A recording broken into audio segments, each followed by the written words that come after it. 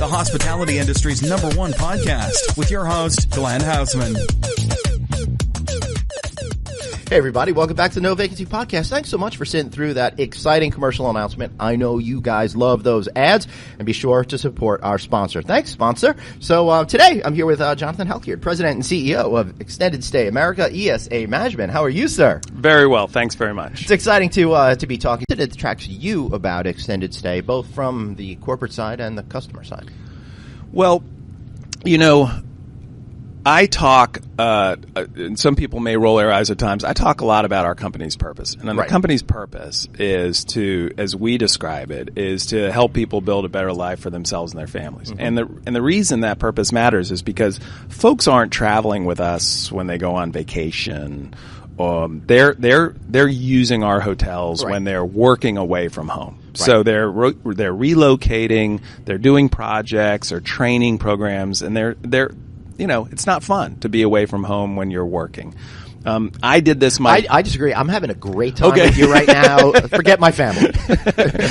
Okay, as a general matter, not to say that there are specific times when it's great. Yes. And my wife and I have been married for 30 years. Have always said a little bit of business travel is a good thing for a marriage. It's great because I've been married now. I guess I'm coming up on 17 years or so, but it's really like a 6-year marriage because I've been on the road so much. So yeah, it's still feel like newlyweds.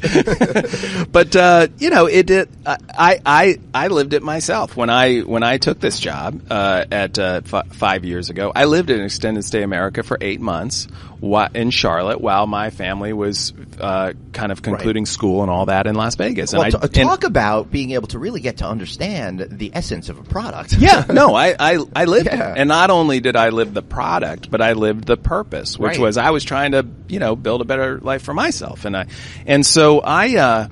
When I go into our hotels, I see this all the time, whether they be folks who are doing a relocation or construction workers who are working on a big project for a few months at a time away from home. It's a very important cause, and it's a noble purpose that we have. So we take it very seriously, and that's why I'm excited about it, because if you look at what has developed over the past, call it 20 or 30 years in this country, there is an increasing ability for companies to compete for business away from their base of operations, mostly through digital technologies.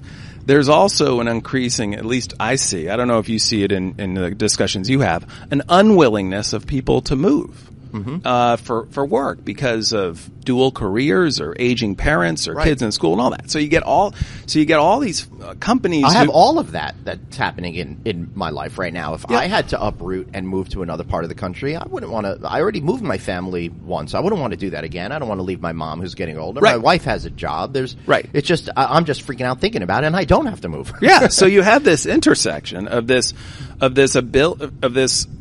companies who are demanding mobility with people who are demanding stability. And what that results in is more people working in one place and living in another.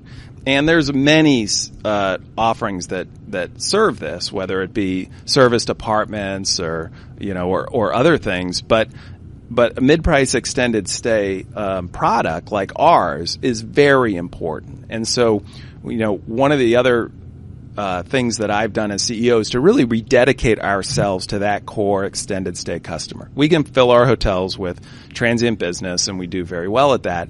But there's a huge amount of demand for folks who live in one place and work in another for periods of a week to a few months. And that's our core customer. And I think it's a demographic fact in this country, that is, I think we sit right at that intersection. That's interesting. I'm curious, and how much does the growth of technology and our ability to communicate remotely play into the demographic change that we're seeing that you're able to leverage? I think mostly it's companies' ability to compete for business remotely. That's where it starts. Our customer isn't the Accenture consultant who can, who is probably availing themselves of that technology for their actual work as much. But companies' ability to compete across state borders or outside their geographic areas is probably where it makes the biggest difference. Yeah, so, I think that makes a lot of sense to me. And in some ways, maybe it enables, or maybe it makes travel a little bit easier when folks can Skype with their family back home and this kind of thing. But I think it's really just companies competing for that business. Can you give me any tips on how to actually get my kids to Skype with me? No one answers the phone in my house. Nobody answers the Skype when I call. It's really sad. Nobody responds to my text as someone who's off. Do you have pets?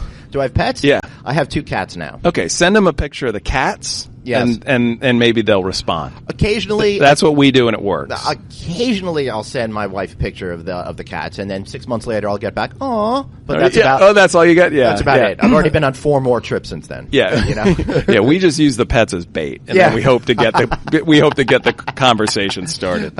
So speaking back about what we're actually talking about, one of the things that always interests me is the kitchen component. How often are people actually using those kitchens? Because some guys I speak to at the brands are like never, never, never. Some are like always, always, always. How do you see it? They use the refrigerator a lot, right, all the time. They use the stove very rarely. I mean, that's what we find. Right. The microwave a lot, the kitchen or the refrigerator all the time. Yeah, pretty much. I think it's interesting because everyone's like, "Oh, you're going to be there for months. They're going to want to cook. They're going to want to do that," but then they don't really do all of that at the same time. Yeah. I don't know. We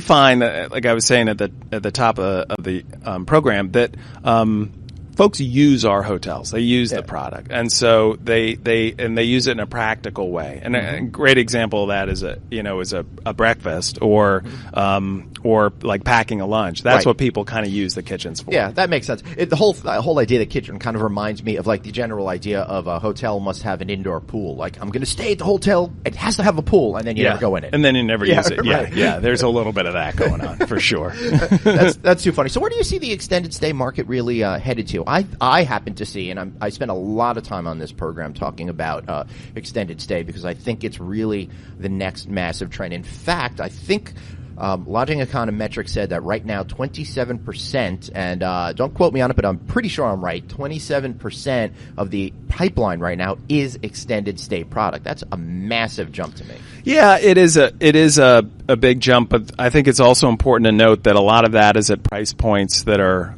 higher than ours. Right, of course. And so, in that case, what people are generally using those hotels for is transient travel, not extended stay travel. So, if you're a travel manager looking to place 20 people for 6 weeks on a job, you're not going to be spending $150 a night. Because if you are, now you're in the kind of the serviced corporate apartment area.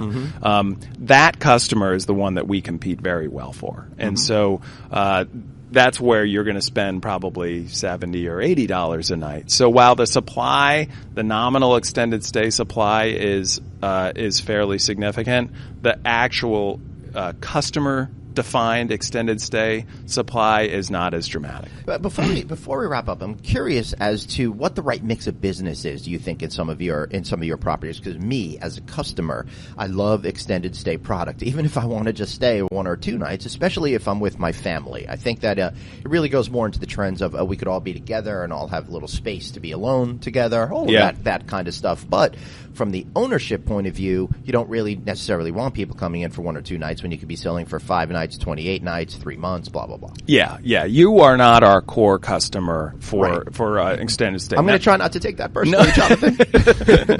That being said, I mean, classic example of these traveling soccer teams and lacrosse and baseball team. Right. We're a great solution for that because it's economical and you have the kitchen and all those kinds of. A lot of times that's a family coming together. They come in like locusts, though. It's like you get 20 families coming in Friday through Sunday and then they're taking off. Right? Which isn't a bad thing because again, it is a customer segment. It's not our core customer segment, but it's an example of a transient segment that's good for us.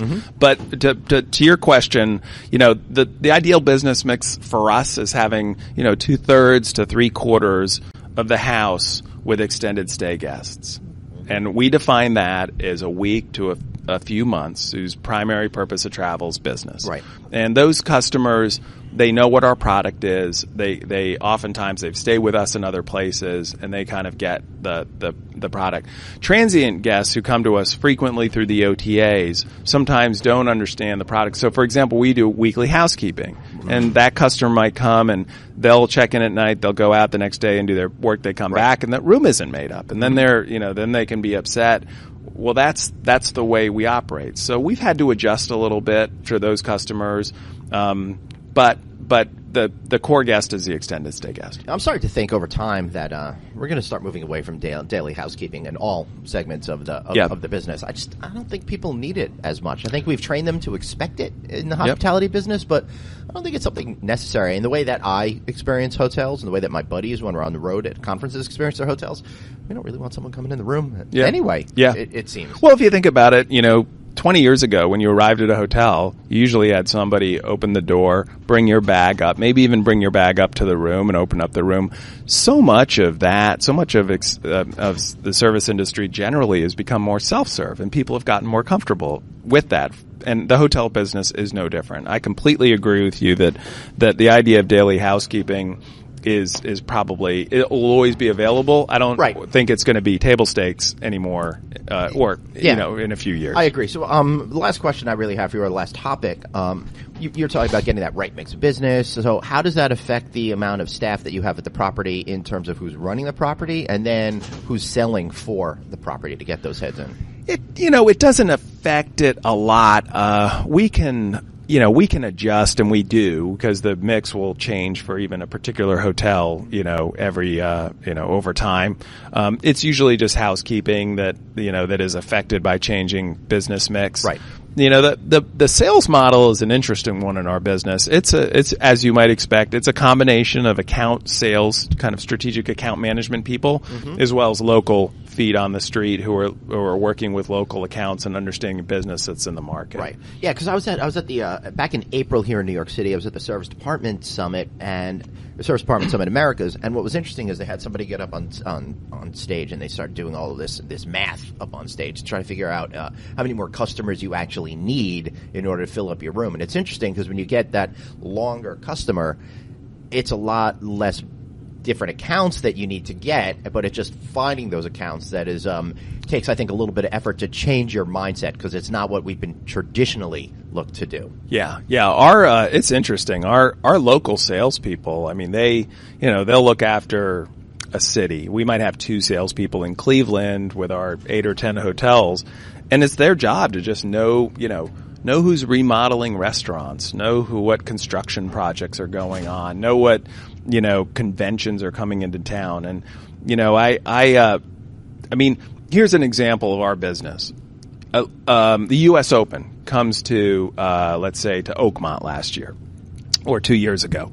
The golfers are staying at the Four Seasons, probably. The caddies are at the Embassy Suites. The folks who build the hospitality tents, they're staying with us. Right. And they're the ones, they're not there for 2 days or 5 days. They're there for 8 weeks. Wow. Building those things and then taking them down. It's that kind of business. Nobody ever thinks, who builds all that stuff? Those are our customers. Right. Who the company that does that builds it.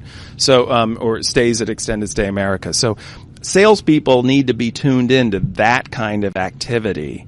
The people who build the grandstands for the Republican National Convention, not just the delegates, is our customer base. Excellent. Anything that you want to add before we wrap up? No, I just really appreciate the chance to talk to you. This is terrific. Yeah, it's been really interesting learning all about Extended Stay American. So, Jonathan, thank you so much for being here. My pleasure. Thanks a lot. And you know what? I'll be back next week. That is, unless I decide to, start getting into grandstand construction. Then I'll be staying with you. All right, guys. See you next week. Thanks so much for listening to No Vacancy, the hospitality industry's #1 podcast, with your host, Glenn Hausman, online at rouse.media, on Twitter at Traveling Glenn, and on Facebook.com/Glenn.Hausman. We'll catch you next time.